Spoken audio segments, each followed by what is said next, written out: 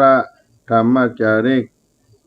วัดสลีโสดาพระอารามหลวงโดยอัตมภาพท่านพระครูปัญญาสังฆการได้มาพบกับมหามุลศรัทธาพ่อแม่พี่น้องท่านทั้งหลายในเมื่อค่ำยามเย็นในวันนี้ผู้ชูบรรพต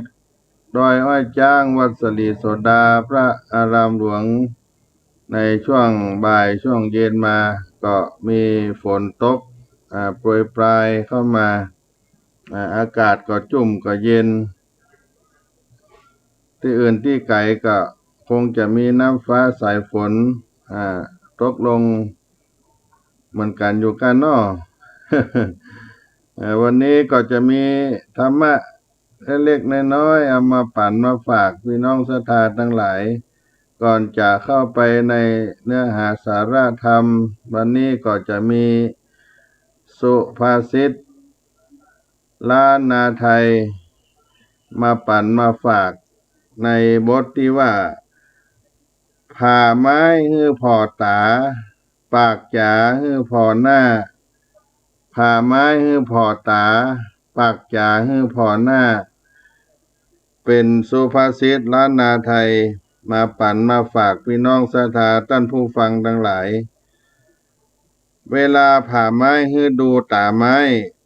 จะอู้จะจ๋าจะพูดจะจ๋าฮื้อดูหน้าคนความหมายมีว่าก่อนพูดจาควรดูฐานะและท่าทีของผู้ฟังก่อนอู้ก่อนจาควรดูฐานะและท่าทีของคนฟังก่อนอาจารย์สนั่นธรรมธิสำนักส่งเสริมศิลปะวัฒนธรรมมหาวิทยาลัยเชียงใหม่ได้ประพันธ์เป็นบทกล่าวเอาไว้ว่าจักหลอนผ่าไม้ฮื้อได้พอแหนสัตตาเล็งแลอย่าถูกตาได้ตาไม้หุ่มแข็งสะแบงใจปลายเสียคมใบมิดผ้าลอนจักเจียนจ๋าวาตาตอบตาจุ่งเล็งผ่อหน้าดูใดแล้วเลือกกำเพราะเหมาะม่วนนวลใจพาธนาใดได้ตามที่อู้จักหลอนผ่าไม้ฮื้อได้พอแหนสัตตาเล็งแลอย่าถูกตาได้ตาไม้หุ่มแข็งสะแบงใจ